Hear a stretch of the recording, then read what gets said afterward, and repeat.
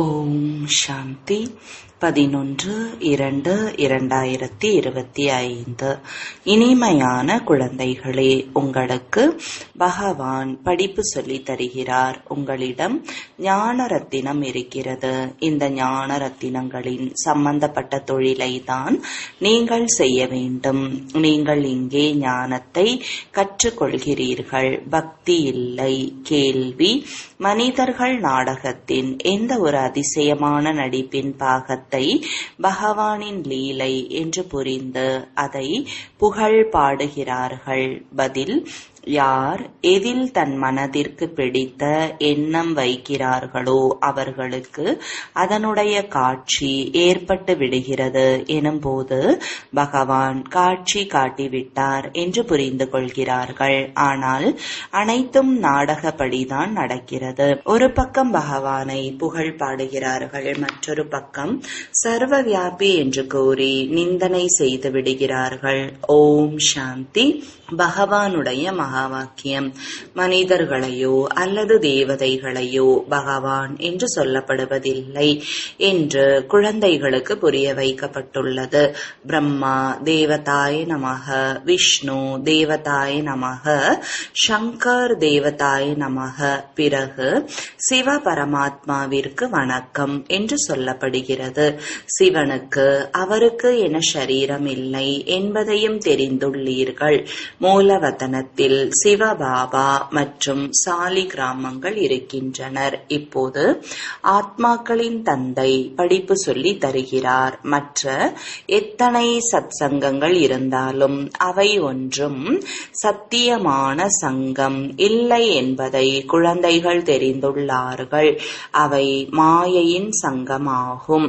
நமக்கு பகவான் படிப்பு சொல்லி தருகிறார் என்று அங்கு யாரும் புரிந்து கொள்ள மாட்டார்கள். கீதையும் கேட்கிறார்கள் என்றாலும் கூட கிருஷ்ண பகவானுடைய மகா வாக்கியம் என்றுதான் புரிந்து கொள்வார்கள். நாளுக்கு நாள் கீதையின் பயிற்சி குறைந்து கொண்டே செல்கிறது. ஏனென்றால் தங்களுடைய தர்மத்தை அறிந்திருக்கவில்லை. அனைவருக்கும் கிருஷ்ணரிடம் அன்பு இருக்கிறது. கிருஷ்ணரை தான் ஊஞ்சலில் வைத்து ஆட்டுகிறார்கள். நாம் யாரை ஊஞ்சலில் வைத்து ஆட்டுவோம் என்பதை இப்போது நீங்கள் புரிந்துள்ளீர்கள். குழந்தைகளை ஊஞ்சலில் வைத்து ஆட்டப்படுகிறது, தந்தையை வைத்து ஆட்ட முடியாது. நீங்கள் சிவபாபாவை ஊஞ்சலில் வைத்து ஆட்டுவீர்களா?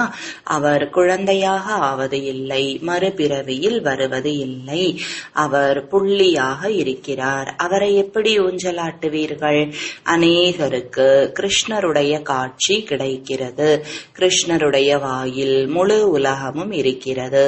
ஏனென்றால் அவர் உலகத்திற்கு எஜமானராக ஆகிறார். எனவே உலகம் எனும் வெண்ணெய் இருக்கிறது. அவர்கள் தங்களுக்குள் சண்டையிட்டுக் கொள்வது கூட உலகம் எனும் வெண்ணெய்க்காகவே.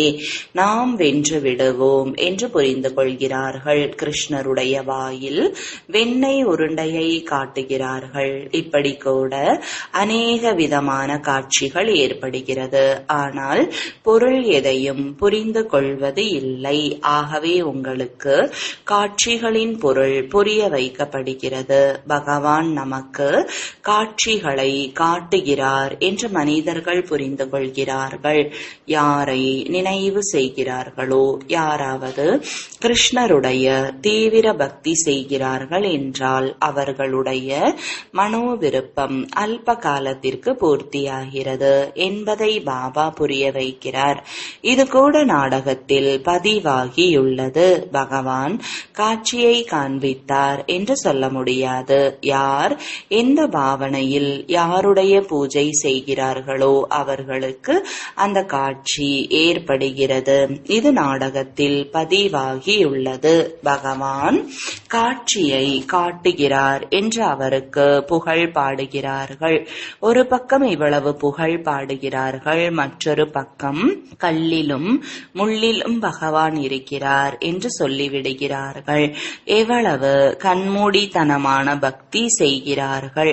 கிருஷ்ணருடைய காட்சி ஏற்பட்டது என்றால் நாம் கிருஷ்ணபுரிக்கு கண்டிப்பாக செல்வோம் என்று புரிந்து கொள்கிறார்கள். ஆனால் கிருஷ்ணபுரி எங்கிருந்து வரும்? இப்போது இந்த ரகசியங்கள் அனைத்தையும் பாபா இங்கே புரிய வைக்கிறார். கிருஷ்ணபுரி ஸ்தாபனை நடந்து கொண்டிருக்கிறது. இது கம்சபுரி. கம்சன், அகாசுரன், பகாசுரன், கும்பகர்ணன், ராவணன் போன்ற அனைத்தும் அசுரர்களின் பெயர்.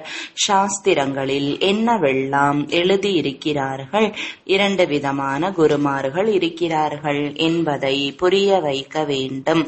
ஒன்று பக்தி மார்க்கத்தின் குருமார்கள். அவர்கள் பக்தியை தான் கற்றுக் கொடுக்கிறார்கள். இந்த தந்தை ஞானக்கடலாக இருக்கிறார். இவரை சத்குரு என்று சொல்லப்படுகிறது. இவர் ஒரு பொழுதும் பக்தியை கற்றுக் கொடுப்பது இல்லை, ஞானத்தை தான் கற்றுக் கொடுக்கிறார். மனிதர்கள் பக்தியில் எவ்வளவு மகிழ்ச்சி அடைகிறார்கள், இசையை இசைக்கிறார்கள். பனாரஸில் பார்த்தீர்கள் என்றால் அனைத்து தேவதைகளின் ஆலயங்களையும் உருவாக்கி விட்டார்கள். இவை அனைத்தும் பக்தி மார்க்கத்தின் கடைக்காரர்கள், பக்தியின் தொழிலாகும். குழந்தைகளாகிய நீங்கள் ஞான ரத்தினங்களின் தொழில் செய்ய வேண்டும். இதையும் கூட வியாபாரம் என்று சொல்லப்படுகிறது. பாபா ரத்தினங்களின் வியாபாரி. இவை எப்படிப்பட்ட ரத்தினங்கள் என்பதை நீங்கள் புரிந்து கொள்கிறீர்கள். கல்பத்திற்கு முன்னால் யார் புரிந்து இருந்தார்களோ அவர்கள்தான் இந்த விஷயங்களை புரிந்து கொள்வார்கள். மற்றவர்கள் புரிந்து கொள்ளவே மாட்டார்கள். யாரெல்லாம் பெரியவர்கள் இருக்கிறார்களோ அவர்கள் கடைசியில் வந்து புரிந்து கொள்வார்கள். மாறியும் இருக்கிறார்கள் அல்லவா? ராஜா ஜனகரின் கதையை கூட சொல்கிறார்கள். பிறகு ஜனகர் அணு ஜனகர் ஆனார். யாருடைய பெயராவது கிருஷ்ணர் என்று இருந்தது என்றால் நீ அணு தெய்வீக கிருஷ்ணனாக ஆவாய் என்று சொல்வார்கள். அந்த அனைத்து குணங்களும் நிறைந்த கிருஷ்ணர் எங்கே? இவர்கள் எங்கே? சிலருடைய பெயர் லக்ஷ்மி என்றிருக்கிறது. பிறகு இந்த லக்ஷ்மி நாராயணருக்கு முன்னால் சென்று புகழ் பாடுகிறார்கள். இவர்களுக்கும் நமக்கும் ஏன் வித்தியாசம் வந்தது என்று புரிந்து கொள்கிறார்களா என்ன? இப்போது குழந்தைகளாகிய உங்களுக்கு இந்த சிருஷ்டி சக்கரம் எவ்வாறு சுழல்கிறது என்ற ஞானம் கிடைத்திருக்கிறது. நீங்கள்தான் 84 பிறவிகள் எடுப்பீர்கள். இந்த சக்கரம் அநேக முறை சுற்றி வந்திருக்கிறது, ஒருபோதும் நிற்காது. நீங்கள் இந்த நாடகத்தில் நடிகர்களாக இருக்கிறீர்கள். நாம் இந்த நாடகத்தில் நடிப்பை நடிக்க வந்திருக்கிறோம் என்ற அளவிற்கு மனிதர்கள் கண்டிப்பாக தெரிந்திருக்கிறார்கள். மற்றபடி நாடகத்தின் முதல் இடை கடைசியை தெரிந்திருக்கவில்லை. ஆத்மாக்களாகிய நாம் இருக்கும் இடம் வெகு தூரத்தில் இருக்கிறது என்பதை குழந்தைகளாகிய நீங்கள் தெரிந்துள்ளீர்கள். அங்கே சூரிய சந்திரனுடைய வெளிச்சம் கூட இல்லை. இவை அனைத்தும் புரிந்து கொள்ளக்கூடிய குழந்தைகளில் கூட குறிப்பாக சாதாரண ஏழைகள் தான் ஆகிறார்கள். ஏனென்றால் பாரதம்தான் அனைத்திலும் செல்வம் மிக்கதாக இருந்தது. இப்பொழுது பாரதம்தான் அனைத்திலும் ஏழையாக ஆகியுள்ளது. விளையாட்டு அனைத்தும் பாரதத்தை வைத்தே நடைபெறுகிறது. பாரதத்தை போல தூய்மையான கண்டம் வேறு எதுவும் இல்லை. தூய்மையான உலகத்தில் தூய்மையான கண்டம் இருக்கிறது. வேறு எந்த கண்டமும் அங்கே இருப்பதே இல்லை. இந்த முழு உலகமும் ஒரு எல்லையற்ற தீவாக இருக்கிறது. எப்படி இலங்கை ஒரு தீவாக இருக்கிறதோ அதுபோல ராவணன் இலங்கையில் இருந்தான் என்று காட்டுகிறார்கள். ராவணனுடைய ராஜ்யம் முழு எல்லையற்ற இலங்கையில் இருக்கிறது என்பதை இப்போது குழந்தைகளாகிய நீங்கள் புரிந்து கொண்டிருக்கிறீர்கள். இந்த உலகம் முழுவதும் கடலின் மீது நிற்கிறது. இது ஒரு தீவாகும். இதன் மீது ராவணனுடைய ராஜ்யம் இருக்கிறது. இந்த சீதைகள் அனைவரும் ராவணனுடைய ஜெயிலில் இருக்கிறார்கள். அவர்கள் எல்லைக்கு உட்பட்ட கதைகளை உருவாக்கி விட்டார்கள். இவை அனைத்தும் எல்லை இல்லாத விஷயங்கள், எல்லையற்ற நாடகமாக இருக்கிறது. பிறகு அதிலேயே உள்ளேயே சிறிய சிறிய நாடகத்தை உருவாக்கியுள்ளார்கள். இந்த சினிமா போன்றவைகளும் இப்போது உருவாகி உள்ளது. எனவே பாபாவிற்கும் கூட புரிய வைப்பதற்கு சுலபமாக இருக்கிறது. எல்லையற்ற நாடகம் முழுவதும் குழந்தைகளாகிய உங்களுடைய புத்தியில் இருக்கிறது. மூலவதனம் சூட்சுமவதனம் என்பது வேறு யாருடைய புத்தியிலும் இருக்க முடியாது. ஆத்மாக்களாகிய நாம் மூலவதனத்தில் இருப்பவர்கள் என்பதை தெரிந்துள்ளீர்கள். தேவதைகள் சூட்சுமவதனவாசிகள், அவர்களை ஃபரிஷ்தாக்கள் என்கிறார்கள். அங்கே எலும்பு தசையாலான கூடு இருப்பது இல்லை. இந்த சூக்ஷ்மவதனத்தின் பாகம் கூட சிறிது காலத்திற்கானது. இப்போது நீங்கள் வந்து சென்று கொண்டிருக்கிறீர்கள், பிறகு ஒருபோதும் செல்ல மாட்டீர்கள். ஆத்மாக்களாகிய நீங்கள் மூலவதனத்தில் இருந்து வரும்பொழுது சூட்சும வதனத்தின் வழியாக வருவது இல்லை, நேராக வருகிறீர்கள். இப்பொழுது சூட்சும வதனத்தின் வழியாக செல்கிறீர்கள். இப்பொழுது சூட்சும வதனத்தின் பாகம் இருக்கிறது. இந்த ரகசியங்கள் அனைத்தும் குழந்தைகளுக்கு புரிய வைக்கிறார். குழந்தைகளாகிய நமக்கு புரிய வைத்துக் கொண்டிருக்கிறார் என்பதை பாபா தெரிந்திருக்கிறார். சாது சந்நியாசிகள் போன்ற யாரும் இந்த விஷயங்களை தெரிந்திருக்கவில்லை. அவர்கள் ஒரு பொழுதும் இப்படி பேச முடியாது. பாபாதான் குழந்தைகளிடம் பேசுகிறார். கர்ம இந்திரியங்கள் இல்லாமல் பேச முடியாது. நான் இந்த ஷரீரத்தை ஆதாரமாக எடுத்து குழந்தைகளாகிய உங்களுக்கு படிப்பு சொல்லித் தருகிறேன் என்று கூறுகிறார். ஆத்மாக்களாகிய உங்களுடைய பார்வையும் பாபாவின் பக்கம் சென்று விடுகிறது. இவை அனைத்தும் புதிய விஷயங்கள். நிராகாரமான தந்தை, அவருடைய பெயர் சிவ தந்தை. ஆத்மாக்களாகிய உங்களுடைய பெயர் ஆத்மாவே ஆகும். உங்களுடைய ஷரீரத்தின் பெயர் மாறுகிறது. பரமாத்மா பெயர் உருவத்திலிருந்து விடுபட்டவர் என்று மனிதர்கள் சொல்கிறார்கள். ஆனால் சிவன் என்று பெயர் சொல்கிறார்கள் அல்லவா? சிவனுடைய பூஜையும் செய்கிறார்கள். புரிந்து கொள்வது ஒன்று, செய்வது வேறொன்றாக இருக்கிறது. நீங்கள் இப்போது பாபாவின் பெயர் உருவம் தேசம் காலத்தை கூட புரிந்து கொண்டீர்கள்.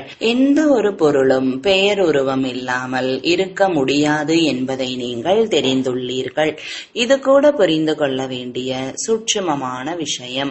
ஒரு வினாடியில் ஜீவன் முக்தி என்று பாடப்பட்டுள்ளது. அதாவது மனிதர்கள் நரனிலிருந்து நாராயணனாக ஆக முடியும் என்று பாபா புரிய வைக்கிறார். பாபா சொர்க்கத்தை ஸ்தாபனை செய்யக்கூடிய இறை தந்தை. நாம் அவருடைய குழந்தைகளாக ஆகியிருக்கிறோம் என்றாலும் கூட நாம் சொர்க்கத்தின் எஜமானர்களே. ஆனால் இதை கூட புரிந்து கொள்வது இல்லை. குழந்தைகளே, உங்களுடைய குறிக்கோளே நரனிலிருந்து நாராயணனாக ஆவதுதான் என்று பாபா கூறுகிறார். ராஜயோகம் அல்லவா? அநேகருக்கு 4 கைகளுடைய விஷ்ணுவின் காட்சி ஏற்படுகிறது. இதன் மூலம் நாம் விஷ்ணுபுரிக்கு எஜமானர்களாக ஆகக்கூடியவர்கள் என்பது நிரூபணமாகிறது. சொர்க்கத்தில் கூட லக்ஷ்மி நாராயணனுடைய சிம்மாசனத்திற்கு பின்னால் விஷ்ணுவின் சித்திரத்தை வைக்கிறார்கள். அதாவது விஷ்ணுபுரியில் இவர்களுடைய ராஜ்யம் இருந்தது என்பது உங்களுக்கு தெரியும். இந்த லக்ஷ்மி நாராயணர் விஷ்ணுபுரிக்கு எஜமானர்களாக இருக்கிறார்கள். அது கிருஷ்ணபுரி, இது கம்சபுரி. நாடகத்தின்படி இந்த பெயரும் வைக்கப்பட்டு இருக்கிறது. என்னுடைய ரூபம் மிகவும் சூட்சுமமானது என்று பாபா புரிய வைக்கிறார். யாரும் தெரிந்து கொள்ள முடியாது. ஆத்மா ஒரு நட்சத்திரம் போன்றது என்று சொல்கிறார்கள். ஆனால் லிங்கத்தை உருவாக்கி விடுகிறார்கள். இல்லை என்றால் பூஜை எப்படி நடக்கும்? ருத்ர யஜ்யம் படைக்கிறார்கள் என்றால் பெருவிரல் போல சாலி கிராமங்களை உருவாக்குகிறார்கள். மற்றொரு பக்கம் அவரை அதிசயமான நட்சத்திரம் என்று சொல்கிறார்கள். ஆத்மாவை பார்க்க அநேகர் முயற்சி செய்கிறார்கள், ஆனால் யாருமே பார்க்க முடியாது. ராமகிருஷ்ணர் விவேகானந்தரை கூட காட்டுகிறார்கள். அவரிடமிருந்து ஆத்மா விடுபட்டு என்னுள் நிறைந்து விட்டது என்பதை அவர் பார்த்தார். அவருக்கு யாருடைய காட்சி ஏற்பட்டது? ஆத்மா மற்றும் பரமாத்மாவின் ரூபம் ஒன்றே ஆகும். புள்ளியை பார்த்தார், ஆனால் எதையும் புரிந்து கொள்ளவில்லை. பக்தி மார்க்கத்தில் புரிய வைப்பது யார்? எந்தெந்த ரூபத்தில் என்ன பாவனை வைக்கிறார்களோ, எந்த முகத்தை பார்க்கிறார்களோ அந்த காட்சி ஏற்படுகிறது என்பதை பாபா இப்போது புரிய வைக்கிறார். அநேகர் விநாயகருக்கு பூஜை செய்கிறார்கள் என்றால் அவர்களுக்கு உயிருடன் காட்சி ஏற்படுகிறது. இல்லை என்றால் அவர்களுக்கு எப்படி நம்பிக்கை ஏற்படும்? மிக பிரகாசமான ரூபத்தை பார்த்து நாங்கள் பகவானின் காட்சியை பார்த்தோம் என்று புரிந்து கொள்கிறார்கள். அதிலேயே மகிழ்ச்சி அடைந்து விடுகிறார்கள். இவை அனைத்தும் பக்தி மார்க்கம் இறங்கும் கலை. முதல் பிறவி நன்றாக இருக்கிறது, பிறகு குறைந்து குறைந்து கடைசி வந்து விடுகிறது. குழந்தைகள்தான் இந்த விஷயங்களை புரிந்து கொள்கிறார்கள். யாருக்கெல்லாம் கல்பத்திற்கு முன்னால் ஞானத்தை புரிய வைத்தேனோ அவர்களுக்கு தான் இப்போது புரிய வைத்துக் கொண்டிருக்கிறேன். கல்பத்திற்கு